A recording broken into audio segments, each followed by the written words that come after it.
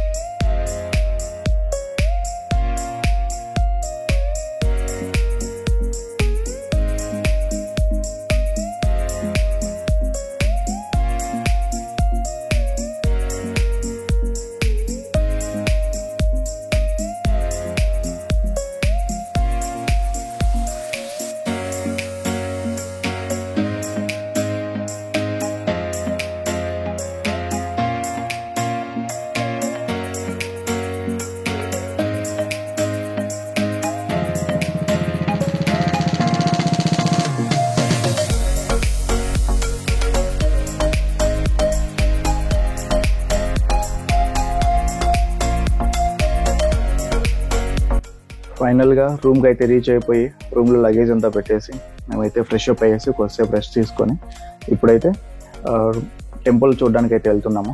So ఇక్కడే hotel వాళ్ళకి separate breakfast అవి చేయడానికి అయితే ఉంది. సో అక్కడే బ్రేక్ఫాస్ట్ అంతా చేసేసినాము. నెక్స్ట్ ఈ టెంపుల్ యొక్క విశేషాలన్నీ చూసుకోవడానికి అయితే వెళ్తున్నాము. సో ఈ టెంపుల్ ఏమంటే మెయిన్ ఈ టెంపుల్ చుట్టూ 3 పక్కల కంప్లీట్ సముద్రం ఉంటుంది. సో ఒక సైడ్ ఈ టెంపుల్ అయితే ఉంటుంది. ఈ టెంపుల్ అయితే మెయిన్గా తందుకం అనే పర్వతం మీద అయితే ఉంటుంది. ఆ విశేషాలు అయితే తెలుసుకున్నాము. ఇప్పుడైతే మీరు చూస్తున్నారు కదా, ఈ రాజగోపురము ఇది మన దేశంలో అతి ఎత్తైన రాజగోపురము. ఇది మొత్తం 20 అంతస్తుల ఎత్తు అయితే ఉంటుంది. సో మొత్తం అయితే మనకి 249 అడుగుల హైట్ అయితే ఉంటుంది. మళ్ళీ ఈ గోపురం ఇంకొక స్పెషాలిటీ ఏమిటంటే మనం గోపురం పైకి అయితే లిఫ్ట్లో వెళ్ళొచ్చు. మామూలుగా అయితే ఎక్కడ చూసినా టెంపుల్స్ దగ్గర గోపురాలు అయితే ఉంటాయి, కానీ టూరిస్టులను లేదంటే పిలిగ్రిమ్స్ని గోపురం పైకి అయితే అలో చేయరు. మనం ఎక్కడానికి అయితే వేరే ఫెసిలిటీస్ అంతా ఏముండవు. కానీ ఈ గోపురంలో అయితే మనం అయితే పైకి వెళ్ళి ఈ చుట్టుపక్కల వ్యూ అంతా అయితే బాగా చూడొచ్చు. సో ఆ స్పెషాలిటీ ఒకటి ఇక్కడ చూడండి. అసలు ఎంత బ్యూటిఫుల్ గా ఉంది ఈ గోపురం అయితే. మనం ఇంత దగ్గరికి వెళ్ళామంటే ఇట్లా తల నిటారుగా పైకి ఎత్తినా కూడా గోపురం లాస్ట్ వరకు అయితే చూడలేము. చాలా కష్టంగా అయితే ఉంటుంది చూడడానికి అయితే. గోపురం మొత్తం చూడాలంటే కొద్ది దూరం నుండి అయితే నిలబడుకొని చూడగలుగుతాం, కానీ గోపురం కిందికి వచ్చి చూడాలంటే మాత్రం చాలా కష్టం అవుతుంది. సో ఈ గోపురం పక్కనే మనకి స్లిప్పర్స్ పెట్టుకోవడానికి స్టాండ్ అయితే ఉంది. సో అక్కడైతే మేము స్లిప్పర్స్ పెట్టడానికి అయితే వెళ్తున్నాము.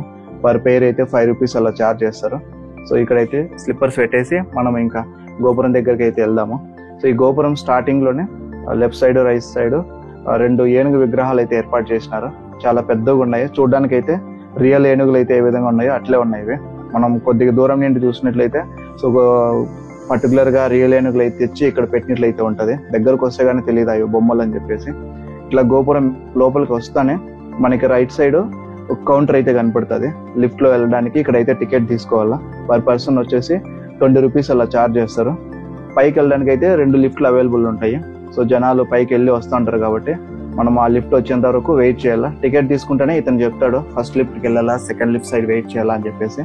మనమైతే ఇప్పుడు లిఫ్ట్ లోకి అయితే ఎంటర్ అయిపోయినాము. ఈ లిఫ్ట్ లోపల కూడా ఒక పర్సన్ ఉంటాడు మనకి ఆపరేట్ చేసే అతను. జస్ట్ నంబర్ ఆఫ్ పర్సన్స్ ఆ లిఫ్ట్ లోకి వచ్చిన తర్వాత మనకి 18th ఫ్లోర్ వరకు అయితే తీసుకెళ్తారు. ఇప్పుడైతే మేము 18th ఫ్లోర్ కి అయితే వెళ్తా ఉన్నాము. చూడొచ్చు ఇక్కడ పైన మొత్తం మనకి 4 వ్యూస్ అయితే ఉంటాయి. 4 డిఫరెంట్ డైరెక్షన్స్ లో మనకి తూర్పు, పడమర, దక్షిణం, ఉత్తరం ఆ డైరెక్షన్స్ అంతా కిటికీలు అయితే అరేంజ్ చేసి ఉంటారు. అక్కడి నుండి అయితే మనం వ్యూస్ చూడొచ్చు. ఫైనల్ గా అయితే 18th ఫ్లోర్ కి అయితే రీచ్ అయిపోయినాము. రండి ఫస్ట్ అయితే మనము దక్షిణం వైపు ఉన్న వ్యూ అయితే చూద్దాము. సో ఈ విధంగా పెద్ద కిటికీలు అయితే అరేంజ్ చేసింటారు. సో ఇక్కడ నుండి మనం అయితే వ్యూ చూడొచ్చు. నేనైతే గోప్రోని కొద్దిగా సెల్ఫీ స్టిక్ ఉంది కదా, దాంతో కొద్దిగా బయటకు తీసి వ్యూ అంతా చూపిస్తున్నాను. చూడండి ఎంత బ్యూటిఫుల్ గా ఉందో వ్యూ అయితే. మొత్తం ఒక సైడ్ అరేబియా సముద్రము, ఇంకో సైడ్ వచ్చేసి ఈ యొక్క మురుదేశ్వర పట్టణము, అడవులు అంతా కనపడుతున్నాయి. ఇక్కడ మనకి కింద కనపడుతుంది కదా, అదే మెయిన్ టెంపుల్. సో మనము ఆ మెయిన్ టెంపుల్ కూడా ఒక వ్యూలో అయితే చూడొచ్చు, అది కూడా చూపిస్తాను. ఇదంతా మనకి మురుదేశ్వర పట్టణము, ఆ దూరం నుండి మొత్తం ఎత్తైన కొండలు, ఫారెస్ట్, దాని పక్కన సముద్రము. చూడడానికి అయితే ఓం ఆకారంలో ఉంది. చూడండి ఎంత బాగుంది అసలు వ్యూ అయితే చూడడానికి. మనం ఆల్మోస్ట్ 18th ఫ్లోర్ లో ఉన్నాం కాబట్టి గాలి అయితే చాలా వేగంగా వస్తుంది కిటికీలో నుండి. సో బయట సెల్ఫీలు తీసుకునేటప్పుడు చేయి బయట పెట్టి ఫోన్లతో సెల్ఫీలు తీసుకునేటప్పుడు జాగ్రత్తగా ఉండాలా, స్లిప్ అయితే మాత్రం చాలా కష్టము. ఇప్పుడైతే నెక్స్ట్ ఉత్తరం వైపు ఉన్న కిటికీ దగ్గరకు అయితే వెళ్తున్నాము. సో ఈ వ్యూలో నుండి మనము మురుదేశ్వర పట్టణం మొత్తం చూడొచ్చు. కానీ ఇక్కడ తేనెపట్టు ఉండడం వల్ల మొత్తం ఈ కిటికీని అయితే క్లోజ్ చేసేసినారు. అవి పెద్ద తేనెటీగలు, జనాలు వచ్చి ఎవరన్నా దాన్ని కలబెట్టినట్లయితే మొత్తం వచ్చిన భక్తులందరికీ ఇబ్బంది అవుతుందని చెప్పేసి ఇక్కడైతే కిటికీ క్లోజ్ చేసేసినారు. కానీ జస్ట్ నేను కిటికీలో నుండి వ్యూ అయితే చూపిస్తున్నాను ఎలా ఉండదని. నెక్స్ట్ అయితే ఉత్తరం సైడ్ ఉన్న కిటికీ సైడ్ అయితే వెళ్తున్నాము. ఇటు సైడ్ కూడా మనము ఒక వ్యూ అయితే చాలా బ్యూటిఫుల్ గా ఉంటుంది. రండి ఆ వ్యూ అయితే కూడా చూద్దాము. మనం ఈ వ్యూ చూడడానికి అయితే చిన్న కిటికీ లాగా అరేంజ్ చేసినారు 4 డైరెక్షన్స్ లో. కానీ జనాభా ఎక్కువ ఉండడం వల్ల చూడడానికి అయితే వ్యూ ఒక కిటికీనే కాబట్టి కొద్దిగా వెయిట్ చేయాల్సి వస్తుంది. ప్రజెంట్ మీరు చూస్తున్నారు కదా, ఇదైతే మాత్రం ఉత్తరం సైడ్ ఉన్న వ్యూ చూడొచ్చు. ఒక సైడ్ మొత్తం ఫారెస్ట్ లాగా, ఇంకో సైడ్ అరేబియన్ సముద్రం, కింద అయితే హోటల్స్.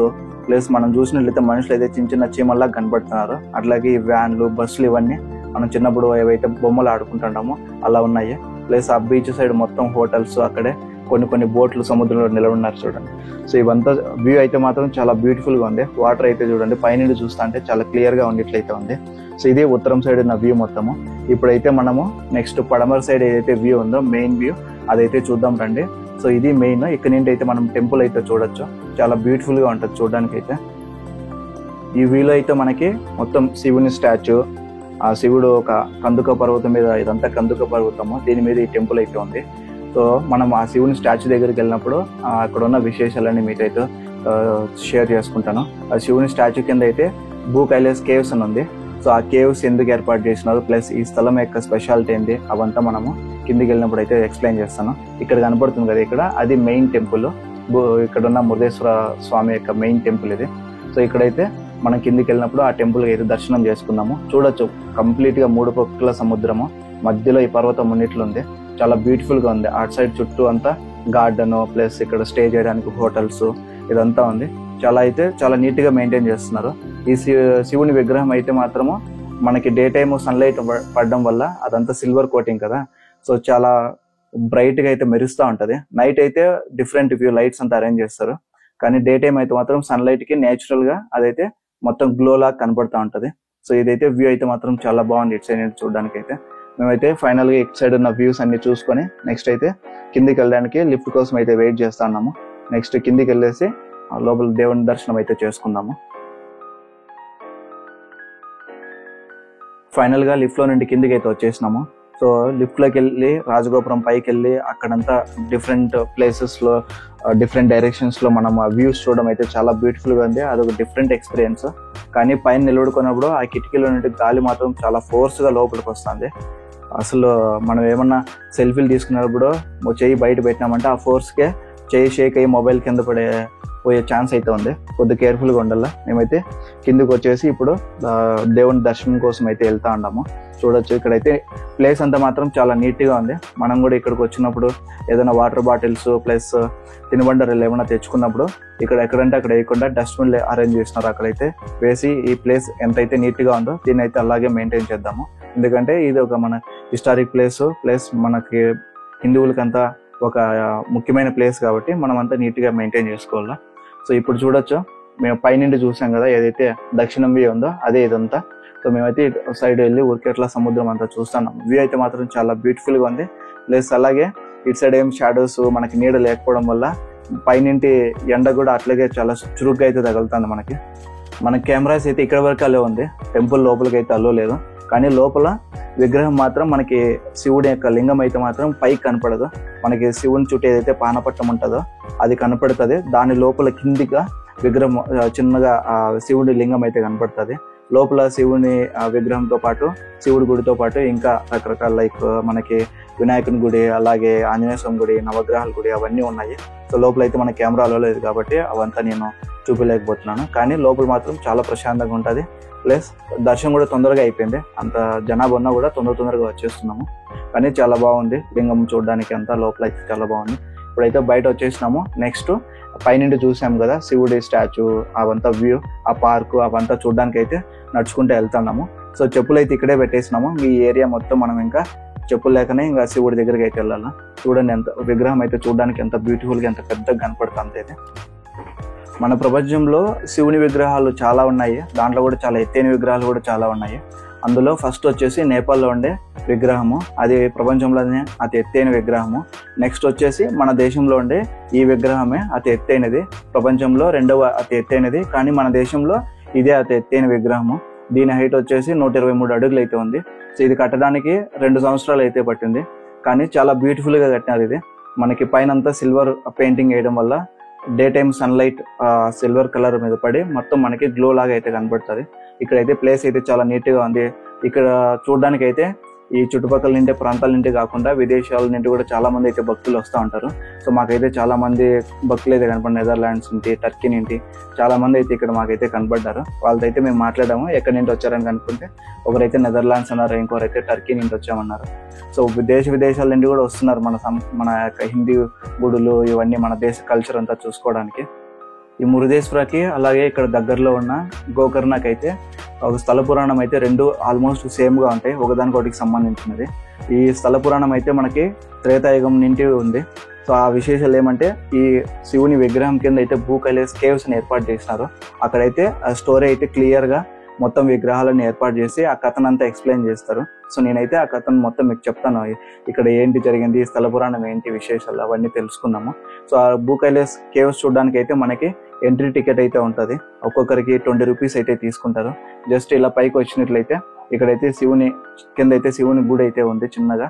సో అక్కడ దర్శనం చేసుకునేసి పక్కనే మనకి టికెట్ కౌంటర్ అయితే ఉంటుంది. సో టికెట్ కౌంటర్ మనం వెళ్ళేసి 20 రూపీస్ అయితే తీసుకోవచ్చు పర్ పర్సన్. కెమెరాస్ కి అట్లా వాటికి అయితే సపరేట్ ఛార్జ్ అట్లా అంతా ఏం లేదు. జస్ట్ మనకి మనుషులకు మాత్రమే టికెట్ తీసుకుంటారు. పర్ పర్సన్ 20 రూపీస్ ఛార్జ్ చేస్తారు. ఇక్కడ టికెట్ తీసుకుని పక్కనే మనకి ఎంట్రీ భూ కైలాస్ కేవ్స్ అనే ఒక ఎంట్రీ ఉంటుంది. సో ఇక్కడ చూస్తున్నారు కదా, సో ఇక్కడ టికెట్ చూపించేసి మనం లోపలికి వెళ్ళొచ్చు. లోపలికి వెళ్తానే ప్లస్ ఈ స్థల పురాణం ఏంటి అనేది మనం తెలుసుకుందాం ఇప్పుడు. ఇక్కడ మీరు చూస్తున్నారు కదా, రావణాసుడి తల్లి రోజు సముద్రం ఒడ్డున సైకతంతో అంటే ఇసుకతో శివలింగాన్ని ఏర్పాటు చేసుకొని పూజ చేసుకునేది. సో ఇట్లా సముద్రం ఒడ్డున ఉండడం వల్ల అలలు వచ్చి ఆ శివలింగాన్ని డిస్ట్రాయ్ చేసి వెళ్ళిపోతుంది. అందుకు రావణాసుని తల్లి రావణాసుని కోరుతుంది, నాకు ఆత్మలింగం తెచ్చివు. సో అది ఎంతో మహిమ గలది, ప్లస్ నేను రోజు పూజ చేసుకోవచ్చు అని చెప్పేసి రావణాసుని అయితే కోరుతాడు. సో తల్లి కోరిక మేరకు రావణాసురుడు శివుడి ప్రత్యక్షం కోసము ఘోరంగా తపస్సు చేస్తాడు.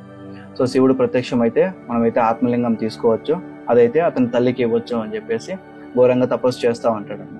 ఈ విషయం తెలుసుకున్న నారదుడు అయితే మహావిష్ణువు దగ్గరికి వెళ్తాడు. తెలిసిందే కదా, నారదుడికి అన్ని విషయాలు తెలుస్తూ ఉంటాయి. సో ఎక్కడెక్కడ ఏమేమి చేయాలో అన్ని చేస్తూ ఉంటాడు. సో నారదుడు వెళ్ళేసి శ్రీవిష్ణువుని రిక్వెస్ట్ చేసుకుంటాడు, ఈ విధంగా రావణాసుడు అయితే ఆత్మలింగం కోసము ఘోరంగా తపస్సు చేస్తున్నాడు. వన్స్ రావణాసుడికి ఆత్మలింగం దొరికితే ఇంకంతే దేవతలందరికీ ఇబ్బంది కలుగజేస్తాడు.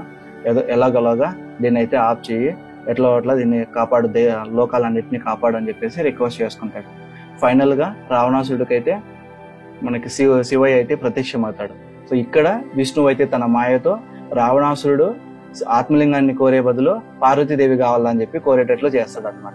అందుకు రావణాసుడు ఏం చేస్తాడు, శివుని తోటి నాకు పార్వతీదేవి కావాలని అడుగుతాడు. సో భక్తుని కోరిక మేరకు శివుడు అయితే పార్వతీదేవిని రావణాసుడికి ఇచ్చేస్తాడు. ఇక రావణాసురుడు పార్వతీదేవిని తీసుకొని వెళ్తా ఉంటాడు. ఆ వెళ్లే క్రమంలో రావణాసురుడికి నారదుడు అయితే ఎదురుపడి నువ్వు తీసుకెళ్తాండది పార్వతీదేవిని కాదు, శివుడు నీకు మోసం చేసినాడు, ఆమె వచ్చేసి కాళికాదేవి, కావాలంటే చూడ ఆమె అపర కాళికాదేవి, కావాలంటే చూడు అని చెప్పేసి చెప్తాడు అనమాట రావణాసురుడికి. సో రావణాసురుడు నమ్మడు, కానీ నారదుడు చెప్తాడు, కావాలంటే నువ్వు వెనక్కి తిరిగి చూడు, ఆమె పార్వతీదేవి కాదు కాళికాదేవి అని చెప్పేసి. అప్పుడు రావణాసురుడు ఆమె వెనక్కి తిరిగి చూస్తే అక్కడ పార్వతీదేవి ఉండదు, కాళికాదేవి ఉంటది. సో రావణాసురుడు భయపడి శివుడు మోసం చేసినాడు, ఈమె పార్వతీదేవి కాదు కాళికాదేవి అని చెప్పేసి, నా కాళికాదేవి వద్దు అని చెప్పేసి వదిలేస్తాడు. అప్పుడు నారదుడు వచ్చేసి నువ్వు పాతాళ లోకంలోకి వెళ్తే అక్కడైతే ఉంటది పార్వతీదేవి, సో అక్కడికి వెళ్ళు అని చెప్తాడు. సో రావణాసుడు పాతాళ లోకంకి వెళ్తే అక్కడ మండోదరి దేవిని చూస్తాడు. సో సో మండోదరి దేవిని చూసి ఈమె పార్వతీదేవి అని అనుకొని ఆమెని పెళ్లి చేసుకుంటాడు. పెళ్లి చేసుకొని ఇక మండోదరి దేవిని లంకకి అయితే పిలుచుకొని పోయి వాళ్ళ అమ్మకు చూపిస్తాడు. అమ్మ చూడు నేను ఏం చేసినాను, పార్వతీదేవిని పెళ్లి చేసుకున్నాను, కానీ యాక్చువల్ గా అక్కడ ఉండేది మండోదరి దేవి. కానీ రావణాసుడు వాళ్ళ అమ్మ ఏం చెప్తుంది, నేను అడిగింది పార్వతీదేవిని కాదు, మండోదరి దేవిని కాదు, నేను అడిగింది ఆత్మలింగాన్ని కదా, ఆత్మలింగం ఎక్కడా అని అడుగుతుంది. వాళ్ళమ్మ అలా అడిగేసరికి రావణాసుడికి అప్పుడు యాక్చువల్ ఏమైందని అర్థమవుతుంది. ఓ ఈ విధంగా మాయ చేసినారు, నేను మోసపోయినాను, సో ఈసారి ఎలాగైనా సరే నేను ఆత్మలింగం సంపాదించాలని చెప్పేసి ఎవరు ఎన్ని ఇబ్బందులు పెట్టినా కూడా అట్లాగే ఘోరంగా తపస్సు చేస్తాడు అనమాట. మళ్ళీ శివుడు ప్రత్యక్షం అయితే అడుగుతాడు, నాకు ఆత్మలింగం కావాలని అడిగితే అప్పుడు శివుడు నేనైతే ఆత్మలింగాన్ని ఇస్తాను, కానీ ఒక కండిషన్, నువ్వు ఈ ఆత్మలింగాన్ని లంకకు తీసుకెళ్లేంత వరకు దీన్ని భూమి మీద ఎక్కడా పెట్టకూడదు. ఒకవేళ పెట్టినావంటే ఆత్మలింగం ఉన్న మహిమ తగ్గిపోతుంది, ప్లస్ అక్కడి నుండి నువ్వు ఆ ఆత్మలింగాన్ని అయితే తీసుకెళ్లలేవు, పెకిలించడానికి కుదరదు, అట్లాగే ఆ భూమిలోనే అక్కడే ఉండిపోతుంది అని చెప్తాడు. సో దానికి రావణాసుడు అంగీకరిస్తాడు. మళ్ళీ ఈ విషయము నారదుడికి అయితే తెలుస్తుంది. సో నారదుడు ఈసారి వినాయకుడి దగ్గరికి వెళ్తాడు. వినాయకుడి దగ్గరికి వెళ్ళి ఈ విధంగా ఫైనల్ గా రావణాసుడు ఆత్మలింగాన్ని తెచ్చుకుని ఇస్తున్నాడు. సో ఈయన కానీ మళ్ళీ లంకలోకి వెళ్ళి ఆత్మలింగాన్ని పెట్టుకుంటే ఇంకా మన ముల్లోకాలన్నింటినీ ఆట ఆడిస్తాడు. ఏదో విధంగా మనమైతే ఇది ఆపాలి అని చెప్పేసి రిక్వెస్ట్ చేసుకుంటాడు అనమాట. ఫైనల్ గా నారదుడు అలాగే వినాయకుడు ఇద్దరు కలిసి ఒక ప్లాన్ వేస్తారు. సో ఏ విధంగా రావణాసురుడికి దారి తప్పించి మాయ చేసి సో ఆ ఆత్మలింగము లంకకు తీసుకెళ్లకుండా ఏం చేయాలా అని చెప్పేసి దానికోసము సో మామూలుగా రావణాసుడు సాయంత్రం అయ్యేసరికి సంధ్యావందనం చేసుకుంటారు, సముద్రం స్నానం చేసి సంధ్యావందనం చేసుకుంటారు. సో ఎప్పుడైతే ఈ ఆత్మలింగం రావణాసు దగ్గర ఉందో సో విష్ణువు తన విష్ణు చక్రంతో సూర్యుడికి అడ్డం పెడతాడు సాయంత్రం అయినట్లు చేసే విధంగా. సో రావణాసుడు ఏమనుకుంటాడు, సాయంత్రం అయిపోయింది సంధ్యావందనం చేయాలా అని చెప్పేసి సముద్ర స్నానానికి అయితే వెళ్ళాలనుకుంటాడు. కానీ 2 చేతుల్లో ఆత్మలింగం ఉంటది. సో ఆత్మలింగాన్ని కింద పెట్టకూడదు, ఏం చేయాలని ఆలోచిస్తా ఉన్నప్పుడు అక్కడే ఒక బాలుడు ఉంటాడు, ఆయనే వినాయకుడు, ఆవులు మేపుకుంటా ఉంటాడు. అప్పుడు రావణాసుడు ఆ బాలుని పిలిచి, ఇప్పుడు సూర్యాస్తమయం అయిపోతుంది, నేను సంధ్యావందనం చేసుకోవాలా, నేను వచ్చేంత వరకు ఈ విగ్రహాన్ని నీ చేతులు పెట్టుకో, కింద పెట్టుకో అని రిక్వెస్ట్ చేసి వెళ్తాడు అనమాట. కానీ వినాయకుడు అయితే ఒక కండిషన్ పెడతాడు, ఇది మోయడానికి అయితే చాలా బరువుగా ఉంది, నేనైతే మొయ్యలేను, నీకు 3 సార్లు పిలుస్తాను, 3 సార్లు లోపల నువ్వు రాకపోతే కింద పెట్టేస్తాను అని చెప్తాడు. దానికి సరే అని ఒప్పుకున్న తర్వాత రావణాసుడు అట్లా వెళ్తానే వినాయకుడు వెంటనే రావణ రావణ రావణ అని 3 సార్లు పిలిచేసి ఆ లింగాన్ని ఆ భూమి మీద పెట్టేస్తాడు. సో భూమి మీద పెట్టేస్తేనే రావణాసుడికి ఎక్కలేని కోపం వచ్చి వినాయకుడిని పట్టుకొని నెత్తి మీద గట్టిగా గుద్దుతాడు అన్నమాట. ఆ గుద్దుతో వినాయకుడికి తల మీద చిన్న నొక్కు పడుతుంది. మనము గోకర్ణలోకి వెళ్ళినప్పుడు అయితే మన శివయ్య విగ్రహం ఏదైతే ఉందో గోకర్ణ ఆలయము, దాని పక్కనే వినాయకుడి ఆలయం ఉంటది. అక్కడైతే చూడొచ్చు వినాయకుడి విగ్రహం మీద చిన్న గుంత అయితే కనపడుతుంది. సో ఇంకా విగ్రహం కింద పెట్టేస్తేనే ఇంకా రావణాసుడు ఏం చేస్తాడు, ఎట్లా ఏం చేయాలని ఆలోచిస్తున్నప్పుడు వెంటనే విష్ణువు అయితే తన విష్ణు చక్రాన్ని సూర్యుడికి అడ్డంగా ఏదైతే ఉంటుందో దాన్ని పక్కన తీస్తాడు. అప్పుడు మామూలుగా ఎండ అయితే కనపడుతుంది. రావణాసుడికి అర్థమవుతుంది ఇది మాయ అని చెప్పేసి, విష్ణు మాయ, సో నన్ను ఆత్మలింగాన్ని లంకకు తీసుకెళ్లకుండా ఏమో చేస్తున్నారు ఇల్లు అని చెప్పేసి కోపం వచ్చేసి ఎట్లాగైనా సరే ఈ ఆత్మలింగాన్ని తీసుకెళ్లాలా అని చెప్పేసి భూమి మీద ఏదైతే ఉంటుందో దాన్ని పెకిలించడానికి ట్రై చేస్తాడు అన్నమాట. ఆల్రెడీ శివుడు చెప్పినాడు ఒకసారి భూమి మీద పెట్టేసి ఇది అక్కడి నుండి కదలదు అని చెప్పేసి, అయినా కూడా రావణాసుడు మూర్ఖంగా ఆ లింగాన్ని తీసుకోవాలని చెప్పి ట్రై చేస్తాడు అన్నమాట. అలా చేసే క్రమంలో ఆ శివలింగం మీద ఏవైతే ఈ పానపట్టము వస్త్రము ఒక్కొక్క మొక్క ఒక్కొక్క ప్లేస్ లో పడుతుంది అనమాట. ఇక్కడ మురుదేశ్వరంలో వచ్చేసి శివుడి యొక్క వస్త్రం, ఆ లింగం మీద ఏదైతే వస్త్రం ఉందో ఆ వస్త్రం అయితే శివుడి పైన ఉన్న మూత అయితే గోకర్ణకి 27 కిలోమీటర్ల దూరంలో ఉన్న గణేశ్వరంలో పడుతుంది. శివుడి పైన ఉన్న వస్త్రం వచ్చేసి ఇక్కడ మురుదేశ్వరంలో పడుతుంది. సో ఇది గోకర్ణకి 23 కిలోమీటర్ల దూరంలో ఉంటుంది. సో ఇది అనమాట ఈ స్థల పురాణానికి ప్లస్ గోకర్ణకి ఉన్న సంబంధం, గోకర్ణ స్థల పురాణానికి ఇక్కడ ఉన్న సంబంధం. సో ఫైనల్ గా అయితే ఇక్కడ ఉన్న విశేషాలన్నీ చూసుకొని ఆ భూ కైలాస్ కేవ్స్ నుండి బయట వచ్చినాము. సో అట్లా ఈ విగ్రహం చుట్టూ వెళ్తూ ఉన్నాం. చూడొచ్చు విగ్రహం అయితే ఎంత పెద్దగా ఉందో. విగ్రహం దగ్గరకు వచ్చినట్లయితే మనం మొత్తం తలెత్తి పైకి చూస్తే కానీ కనపడదు అనమాట, అంత హైట్ అయింది. చాలా పెద్దగా ఉంది విగ్రహం అయితే. చాలా నీట్ గా అయితే అరేంజ్ చేస్తున్నారు. ఇక్కడ ప్లేసెస్ అయితే చాలా నీట్ గా ఉన్నాయి. వచ్చిన వాళ్ళంతా కూడా ఈ విగ్రహం చుట్టూ ప్రదర్శన లాగా చేస్తూ ఉన్నారు అన్నమాట. ఈ విగ్రహం చెక్కడానికి అయితే ఆల్మోస్ట్ 2 సంవత్సరాల టైం అయితే పట్టింది. సో ఈ విగ్రహాన్ని శివమొగ్గకు సంబంధించిన కాశీనాథ్, ఆయన కుమారుడు శ్రీధరు, ఇంకా ఇతరు శిల్పులంతా కలుసుకొని ఈ విగ్రహాన్ని అయితే కట్టించినారు. ఆల్మోస్ట్ ఈ విగ్రహం కట్టించడానికి వాళ్ళకి ₹1 కోటి అయితే ఖర్చు అయింది. సో ఈ విగ్రహంలో చెప్పాను కదా మరొక స్పెషాలిటీ ఏమంటే ఈ విధంగా సన్లైట్ పడినప్పుడు విగ్రహం మొత్తం బాగా మెరుస్తూ ఉంటది. చూడొచ్చు మీరైతే ఎట్లుంటది విగ్రహం అయితే చాలా బ్యూటిఫుల్ గా. శివుడు జ్ఞానముద్రలో అయితే కూర్చున్నట్లయితే కనబడుతుంది. చాలా బాగుంది. అసలు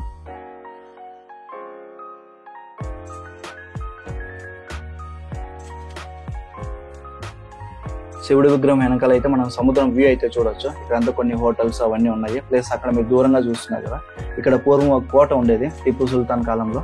సో ఆ కోట కొన్ని ఆనవాళ్ళు అయితే అక్కడ చూడొచ్చు. ఇప్పుడైతే అక్కడ ఏమీ లేదు, ఓన్లీ ఆనవాళ్ళు తప్ప. ఆ కోట యొక్క చిన్న చిన్న రాళ్ళు, చిన్న చిన్న గోడలు అవి మాత్రం ఉన్నాయి, ఇంకా పెద్దగా ఏం లేదు. కానీ వ్యూ మాత్రం చాలా బ్యూటిఫుల్ గా ఉంది. ఈ పక్కనే చిన్న చిన్న విగ్రహాలు అంతా ఏర్పాటు చేసినారు. మళ్ళీ మేము శివుని విగ్రహం ముందరకైతే వచ్చినాము. ఇక్కడైతే నందీశ్వరుడి విగ్రహము, ప్లస్ ఇక్కడ నుండి మనం చూసినట్టయితే గార్డెన్, అలాగే అక్కడ మనకు రాజగోపురము అవంతా కనబడుతున్నాయి కదా, చూడొచ్చు అంతా. ఈ ప్లేస్ అయితే మాత్రం చాలా బాగుంది, చాలా నీట్ గా ఉంది. ప్లస్ వ్యూ అయితే మాత్రం సూపర్. అసలు మనమైతే ఫ్యామిలీ ప్లస్ రావడానికి అయితే మాత్రం చాలా బాగుంటుంది. ఫైనల్ గా మేము అక్కడ నుండి బ్లూ కలర్స్ కేవ్స్ చూసుకొని ఇప్పుడైతే కిందికి వెళ్తా ఉన్నాము. ఇక్కడ అక్కడక్కడ సూర్యునికి సంబంధించిన రథము, మళ్ళీ మనకి మహాభారతానికి సంబంధించిన కృష్ణుడు అర్జునుడికి గీతోపదేశం చేస్తుంటారు కదా, అలాంటి విగ్రహాలు, ప్లస్ అలాగే ఈ బ్లూ కలర్కి సంబంధించిన విగ్రహాలు అక్కడక్కడ ఏర్పాటు చేసినారు. సో మేమైతే ఇట్లా బీచ్ లోకి అయితే వచ్చినాము. బీచ్ లోకి వచ్చి నేనైతే బైక్ ని అయితే రైడ్ చేస్తున్నాను బీచ్ లో. సో ఇక్కడ దూరం నుండి అయితే వ్యూ చూడొచ్చు, ఎంత బాగుంది అసలు, సూపర్ గా ఉంది. ప్లస్ అలాగే ఇక్కడ మాకైతే ఒంటె కనపడింది. ఇంకా మా వైఫ్ ఆ ఒంటె ఎక్కి రైడ్ చేయాలని ఎప్పటి నుండి అడుగుతా ఉండే. ఫైనల్ గా అయితే ఇక్కడ కనపడింది. సరే అని చెప్పేసి మేమిద్దరము అట్లా ఒక రౌండ్ అయితే వేస్తున్నాము ఈ బీచ్ లో ఒంటి మీద. సో ఒక్కో పర్సన్ కి అయితే 100 రూపీస్ అయితే ఛార్జ్ చేస్తారు. అట్లా ఒక 100 మీటర్స్ అలా తీసుకెళ్లి మళ్ళీ తీసుకొస్తారనమాట ఈ బీచ్ లోనే. సో ఇక్కడ ఏమంటే మిగతా బీచ్ లో అయితే మనకి మొత్తం ఇసుక అట్లా ఉంటది, నడవడానికి కష్టంగా. ఇక్కడ ఏమంటే ఈ బీచ్ కొద్దిగా బురదలాగా ఉంటది. సో ఇసుకలాగా మనము అట్లేముంటది, మనకి బురద మొళ్ళు ఎట్లుంటాయో సో ఆ విధంగా అయితే ఉంటుంది, గట్టిగా ఉంటుంది. మనం నడచడానికి తిరగడానికి అయితే ఇబ్బంది ఏం లేదు. కానీ బైక్ లో వెళ్ళేటప్పుడు అయితే మాత్రమే ఈజీగా అది కూరుకుపోతుంది, ఆ వెయిట్ కి బురదలోకి వెళ్ళిపోతుంది. సో నా బైక్ అయితే 2-3 సార్లు హాఫ్ చక్రం వరకు అయితే మొత్తం ఇసుకలోకి వెళ్ళిపోయింది. మళ్ళీ 2-3 వచ్చి హెల్ప్ చేసినారు మొత్తం బైక్ అంతా పైకి ఎత్తడానికి. అసలే నా బైక్ 200 కిలోస్ పైన అయితే వెయిట్ ఉంటుంది. ఆ వెయిట్ లో ఆ చక్రం అయితే మొత్తం ఇసుకలోకి కూరిపోయింది. మళ్ళీ మిగతా వాళ్ళు వచ్చి హెల్ప్ చేసినారు. మెయిన్ మనం ఏంటి, ఇట్లా బీచ్ల్లో మన బైక్ నడిపినప్పుడు ఆ సాల్ట్ వాటర్ అంతా ఇంజిన్ మీద బైక్ మీద అంతా పడినప్పుడు మనం వెంటనే బయట లేసి నార్మల్ వాటర్ వాష్ చేసుకోవాలా, లేదంటే ఆ ఉప్పు నీళ్ళ వల్ల ఇంజిన్ అంతా హీట్ కి మొత్తం అట్లే మరకలాగా ఉండిపోయి అట్లాగే ఉండిపోతుంది.